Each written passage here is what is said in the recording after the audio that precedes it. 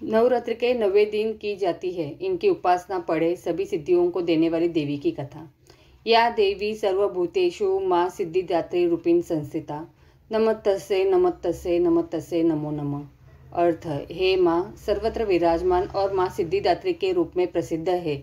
अम्बे, आपको मेरा बार बार प्रणाम है, या मैं आपको बार बार प्रणाम करती हूँ। हे माँ, मुझे अपनी कृपा का पात्र बनाओ। माँ दुर्गा जी की 9वीं शक्ति का नाम सिद्धिदात्री है।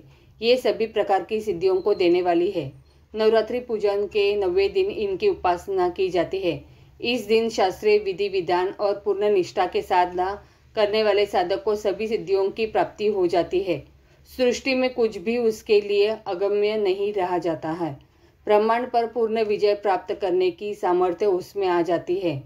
मार्कंडेय पुराण के अनुसार अनिमा, महिमा, गरिमा, लघिमा, प्राप्ति, प्राकाम्य, ईश्वरत्व, वशित्व, ये 8 सिद्धियां होती है। ब्रह्म वैवर्त पुराण के श्री कृष्ण जन्मखंड में यह संख्या 18 बताई गई है। इनके नाम इस प्रकार है: अनिमा, लघिमा, प्राप्ति, प्राकाम्य, महिमा, ईश्वरत्व, वशित्व, सर्वकामा, वसीय, साइता, सर्वज्ञ, दूरश्रवण, परकाय प्रवेशन, वाक्सिद्धि, कल्पवृषत्व, सृष्टि, संहार, कर्म, सामर्थ्य, अमरत्व, सर्वन्यायकत्व, भावना, सिद्धि। माँ सिद्धिदात्री भक्तों और साधकों को ये सभी सिद्धियाँ प्रदान करने में समर्थ है। देवी पुराण के अनुसार भगवान शिव ने उनकी उपासना से ही इन सिद्धियों को प्राप्त किया था। इनकी अनुक्रमा से ही भगवान शिव का आधा शरीर देवी का हुआ था। इसी कारण वे लोक में अर्धनारीश्वर नाम से ही प्रसिद्ध हुए। माँ सिद्धिदात्री 4 भुजाओं वाली है। इनका वाहन सिंह है। ये कमल पुष्प पर भी आसीन होती है। इनकी दाहिनी तरफ के नीचे वाले हाथ में कमल पुष्प है।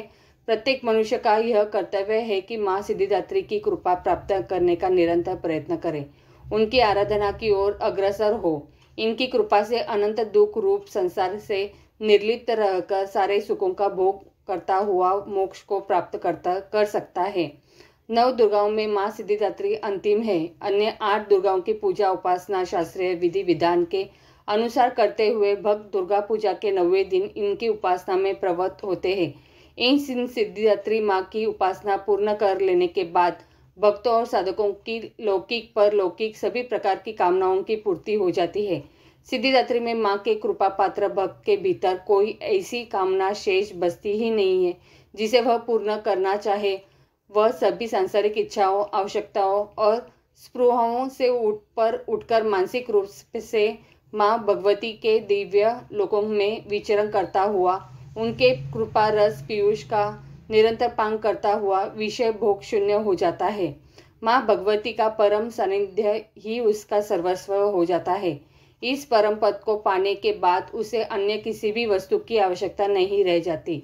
माँ के चरणों का यह सानिध्य प्राप्त करने के लिए हमें निरंतर नियमनिष्ठ रहकर उनकी उपासना करनी चाहिए। माँ भगवती का स्मरण, ध्यान, पूजन हमें इस संसार की असारता का बोध कराते हुए वास्तविक परम शांतिदायक अमृत पद की ओर ले जाने वाला है। इनकी आराधना से जातक को अनिमा, लघिमा, प्राप्ति, प्राकाम्य, महिमा, ईश्वरत्व, सर्व कामवासिता, दूरश्रवण, परकामा प्रवेश, वाक सिद्ध, अमरत्व, भावना, सिद्धि आदि समस्त सिद्धियों निधियों की प्राप्ति होती है। आज के युग में इतना कठिन तप तो कोई नहीं कर सकता, लेकिन अपनी शक्ति अनुसार जप, तप, पूजा, अर्चना कर कुछ तो माँ की कृपा का पात्र बनता ही है। प्रत्येक सर्वसाधारण के लिए आराधना योग्य यह श्लोक सरल है और स्पष्ट है। माँ जगदम्बे की भक्ति पाने के लिए इस कंठस्थ कर नवरात्रि में 9वीं के दिन इसका जाप करना चाहिए।